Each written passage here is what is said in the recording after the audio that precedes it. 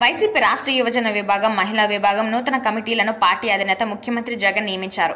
యువజన విభాగం అధ్యక్షుడిగా బైరెడ్డి సిద్ధార్థ రెడ్డి, ఉపాధ్యక్షులుగా కొండ రాజీవ్ గాంధీ, పిన్నెల్లి వెంకటరామరెడ్డి నియమితులయ్యారు. మొత్తం 64 మందితో నూతన కమిటీ ఏర్పడింది. అలాగే వైఎస్ఆర్సీపీ రాష్ట్ర మహిళా విభాగానికి కూడా కొత్త కమిటీని ఏర్పాటు చేశారు. ఎమ్మెల్సీలు పోతుల సునీత, వరదు కళ్యాణి ఇద్దరిని అధ్యక్షులుగా నియమించారు. ఉపాధ్యక్షులుగా మంత్రి మాధవి వర్మ, బండి పుణ్యశీల, డాక్టర్ శశికళ నియామకమయ్యారు. టీడీపీ జనసేన విశాఖపై చెడు ప్రచారం చేస్తున్నాయని, ప్రజలను తప్పుదోవ పట్టించడమే టీడీపీ జనసేన పని అని నాదెండ్ల మనోహర్ అన్ని అవాస్తవాలు మాట్లాడుతున్నారని, పవన్ అజ్ఞాతవాసి, నాదెండ్ల మనోహర్ అజ్ఞానవాసి కాబట్టే తప్పుగా మాట్లాడుతున్నారని మంత్రి అమర్నాథ్ విమర్శించారు. కొన్ని కంపెనీలకే భూములు కేటాయిస్తున్నామంటూ లేనిపోని తప్పుడు ప్రచారం చేస్తున్నారని మండిపడ్డారు. విశాఖ పరిపాలన రాజధానిగా ఉండడం చంద్రబాబుకు గాని పవన్ కి గాని ఇష్టం లేదని రాష్ట్ర ఐటీ పరిశ్రమల శాఖ మంత్రి గుడివాడ అమర్నాథ్ అన్నారు. బుధవారం ఆయన మీడియాతో మాట్లాడుతూ విశాఖలో అనేక అభివృద్ధి పనులు వేగంగా జరుగుతున్నాయన్నారు. విశాఖలో జరుగుతున్న అభివృద్ధిని చూసి ఓర్వలేక ఏవేవో మాట్లాడుతున్నారని అన్నారు. ఆర్టీసీ బస్సులో ఉచిత ప్రయాణమని, ఎక్కడెక్కడి నుంచో కార్తీక మాసం చివరి వారమని కాళేశ్వరానికి వచ్చారు. తిరుగు ప్రయాణంలో సరిపడ బస్సులు లేక రోజంతా పడిగాపులు పడ్డారు. రాష్ట్రంలోని వివిధ ప్రాంతాల నుంచి మహిళలు ఆర్టీసీ బస్సుల ద్వారా కాళేశ్వరానికి చేరుకున్నారు. ఒక్కరోజే దాదాపు 25,000కు పైగా భక్తులు వచ్చినట్లు అంచనా. గోదావరిలో స్నానాలు, దేవస్థానంలో పూజలు ముగించుకున్నాక బస్టాండ్కు చేరుకున్నారు. అడపదడప వచ్చే బస్సుల ద్వారా సాయంత్రం వరకు దాదాపు 15,000 మంది వరకు తమ స్థానాలకు వెళ్లిపోగా ఇంచుమించు 10,000 మందికి పైగా బస్టాండ్లోనే వేచి చూడాల్సిన పరిస్థితి ఏర్పడింది.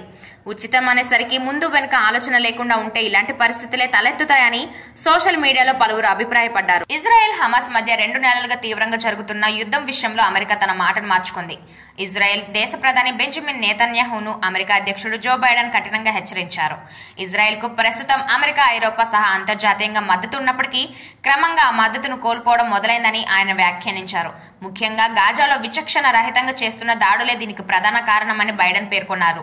ఇజ్రాయెల్ తన ఆలోచన మార్చుకోవాలని తెలిపారు. లోక్సభలోకి అపరిచితులు చొరబడిన విషయం ఇప్పుడు దేశవ్యాప్తంగా సంచలనం రేపుతోంది. ప్రజాస్వామ్యానికి దేవాలయంగా భావించే పార్లమెంట్లోకి ఆగంతుకుల చొరబాటు యావత్ దేశాన్ని ఉలిక్కి పడేలా చేసింది. విజిటర్ గ్యాలరీ నుంచి లోక్సభలోకి దూకిన దుండగులు స్పీకర్ కూర్చున్న వెల్వైపుగా దూసుకు వెళ్లారు. ఈ ఘటనతో ఆందోళనకు గురైన కొంతమంది ఎంపీలు బయటకు వెళ్లేందుకు పరుగులు తీశారు. మరికొందరు ఎంపీలు దుండగులను చుట్టుముట్టే ప్రయత్నం చేశారు. అయితే వారిని అడ్డుకోవడంలో వైసీపీ ఎంపీ గోరంట్ల మాధవ్, కాంగ్రెస్ ఎంపీ గుర్జిత్ సింగ్ ఆజ్ల తెలివిగా వ్యవహరించి దుండగులను పట్టుకుని భద్రతా సిబ్బందికి అప్పగించారు. రోజుకో దుమారం, పూటకో వివాదం. ఇది విశాఖ ఎంపీ గారి పరిస్థితి.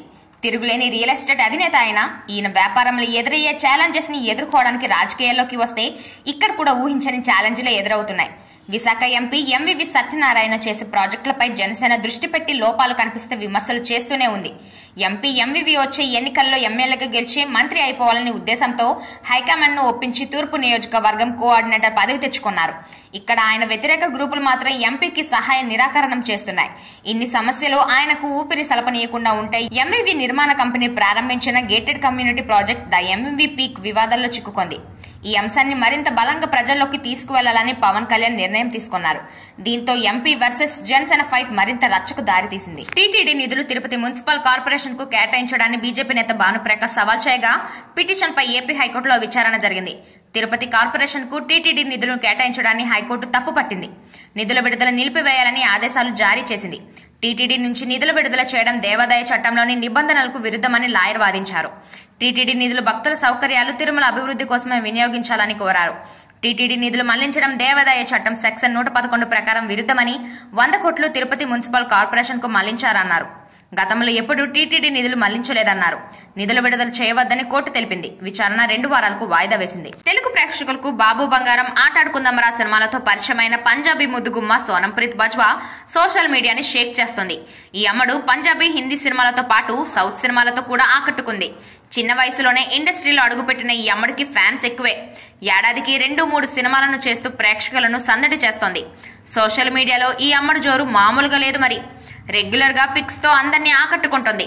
హాట్ పిక్స్ తో చూపు తిప్పుకొని ఇవ్వని అందం ఈ అమ్మడి సొంతం అన్నట్లుగా కుర్రకారు కామెంట్స్ చేస్తున్నారు. 2024 సంక్రాంతి మాత్రం చాలా ఆసక్తికరంగా ఉండబోతున్నట్లు తెలుస్తోంది.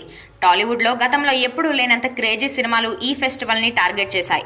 అసలు థియేటర్లు సరైన పద్ధతిలో దొరుకుతాయా లేవా అనే విషయంలో కూడా ఇప్పటి వరకు క్లారిటీ లేదు. నిర్మాతలు అయితే సంక్రాంతి అని చాలా మొండిపట్టుతో వెళ్తున్నారనే కామెంట్స్ వస్తున్నాయి. గుంటూరు కారం లాంటి పెద్ద సినిమా ఉన్నప్పటికే వేరే ఏ సినిమాలు కూడా కొంచెం కూడా వెనక్కి తగ్గడం లేదు. జనవరి 12వ తేదీ నుంచి 15 మధ్యలోనే కీలకమైన విడుదలైన డేట్స్ కోసం 5 సినిమాలు పోటీలో నిలబడుతున్నాయి. గుంటూరు కారం మూవీతో పాటు Ravi Teja eagle movie, Nagarjuna movie Naa Saami Ranga, Teja Sajja Hanuman movie, అలాగే వెంకటేష్ సైంధవ్ మూవీ కూడా సంక్రాంతికి రాబోతున్నాయి. ఏ మూవీ సంక్రాంతిలో నిలబడతాయో చూడాలి. తెలంగాణ రాష్ట్రంలో అధికారాన్ని దక్కించుకొని మంచి జోష్లో ఉన్న కాంగ్రెస్ పార్టీ ఇప్పుడు ఏపీ రాజకీయాలపై ఫోకస్ పెట్టాలని నిర్ణయం తీసుకుంది.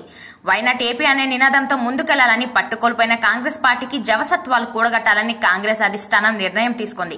ఇందులో భాగంగా వచ్చే ఏపీ అసెంబ్లీ ఎన్నికలపైన దృష్టి పెట్టిన కాంగ్రెస్ పార్టీ ఇప్పటి నుంచే ఏపీ ప్రజల సమస్యలను తెలుసుకుని వారి సమస్యల పరిష్కారానికి కృషి చేయాలని నిర్ణయించింది. దీనిపై రాహుల్, ప్రియాంకలు ప్రత్యేక దృష్టి పెట్టారు. ఈ నెల 26వ తేదీన విశాఖపట్నం రానున్న ప్రియాంక గాంధీ విశాఖ ఉక్కు ఆంధ్రుల హక్కు నినాదంతో కేంద్రానికి వ్యతిరేకంగా అక్కడ ఉద్యమకారులతో కలిసి తన గళాన్ని వినిపించనున్నారు. ప్రియాంక గాంధీ తన నాయనమ్మ ఇందిరాగాంధీ హయాంలో ఏర్పడిన విశాఖ ఉక్కు పరిశ్రమ మోడీ సర్కార్ ప్రైవేట్ పరం చేయడాన్ని వ్యతిరేకిస్తూ విశాఖలో భారీ సభ నిర్వహించనున్నారు.